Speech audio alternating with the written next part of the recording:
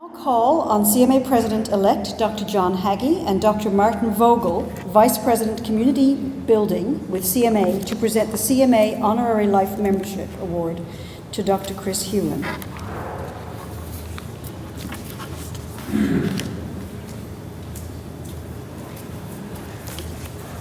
Thank you, distinguished guests, ladies and gentlemen. I'm delighted that one of the honours and privileges that falls to the lot of the President or President-Elect of the Canadian Medical Association is the presentation of honorary membership of the Association. Honorary membership is an honour bestowed on those who, at the age of 65, having been active members of the Association for at least 10 years, have been nominated by their provincial, territorial medical association and have had their nominations approved unanimously by the Board of Directors of the CMA. The nominees are held in high regard by their colleagues. They are humanitarians who have put into practice the aims and ideals of our profession. They are people who exemplify the words on the CMA coat of arms, integritate et misericordiae, integrity and compassion. Honorary members are presented with a pin and a certificate. I would now ask Dr. Martin Vogel, Vice President of Community Building, to present this member to me so that, by virtue of the authority vested in me, I may award honorary membership to him. I would like to ask Dr. Christopher Hewan to join us at the podium.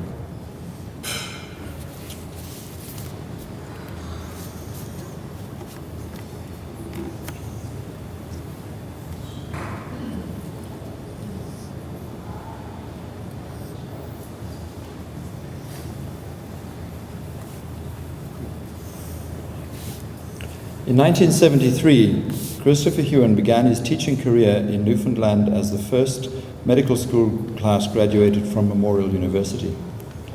He became Professor of Surgery in 1984 and served as Director of the General Surgery Residency Program and Vice Chairman of Surgery. Since 2001, he has taught on a part-time basis.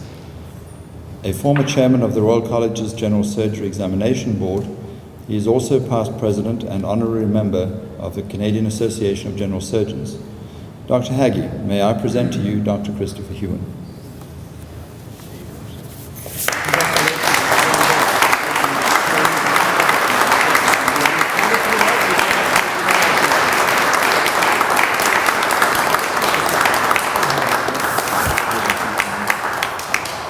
I won't be long. I just wanted to thank you for the very handsome introduction and to thank you for this great honour, which I am very, very honoured and flattered by. Thank you very much.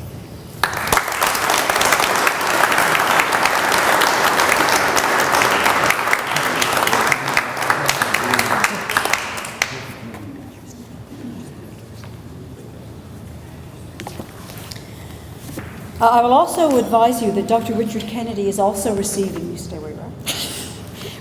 this award, but he will receive his award at the General Council meeting that is being held here in August.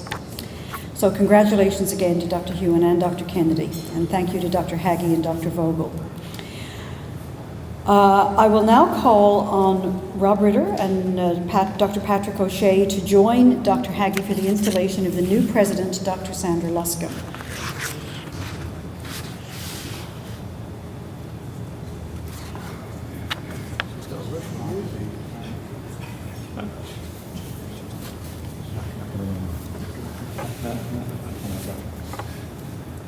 Do you guys know what to do?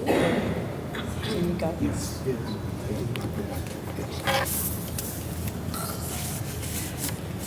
Mr. Chairman, honoured guests, ladies and gentlemen, it's my pleasure as President-Elect of the Canadian Medical Association to install your new President in office. May I ask Dr. Luscombe to join Dr. O'Shea and myself at the podium.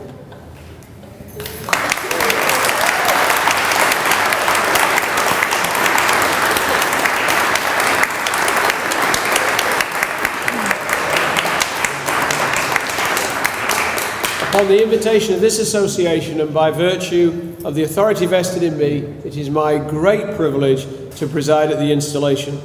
Mr. President, on behalf of the Canadian Medical Association, I would like to express to you, and through you to the members of the association, the heartiest congratulations upon the achievements of your association during the year that have been carried out under your capable leadership. Well done.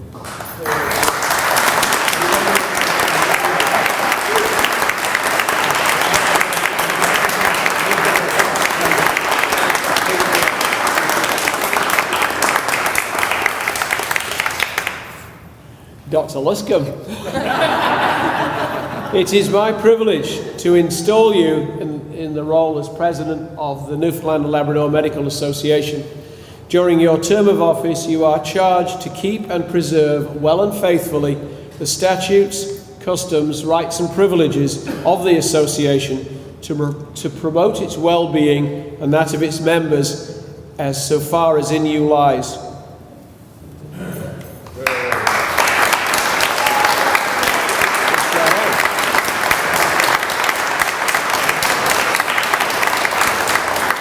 It's now my pleasure to declare you duly and properly installed in the office of President of the NLMA. There's no escape. It's also deemed appropriate for you to have this pin to wear on those occasions which are less formal, where you might not want to wear this chain of office. Why wouldn't I want to wear this always? Of course not. I'm wearing this to work on Monday. So you can wear this pin with pride during your year and for many years afterwards. Well done. It's all yours.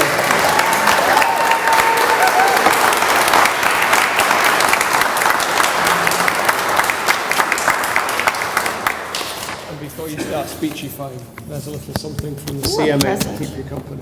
Well done. Perhaps I should give this to the person who really deserves it. He's hoping it's chocolate. I've been asked many times in the last few months how I got to this point in becoming president, and I'm not sure. So when I re-examine what's happened over the last few years and figure that out, I'll let you know. But it certainly is a pleasure to accept this honor tonight in the presence of friends and colleagues, and I'm so happy that the wonderful physician who interviewed me for my residency program in pediatrics is here tonight, Dr. Davis, and that he is an award recipient this evening. Becoming the president of this association is certainly, I certainly don't undertake this new step lightly, and I know that I will have my work cut out for me, and I have very big shoes to fill. I'm quite glad that Dr. O'Shea was the president last year, and and not me. And I'm really, though I probably didn't make his life very much easier, but I'm sure I made it more exciting.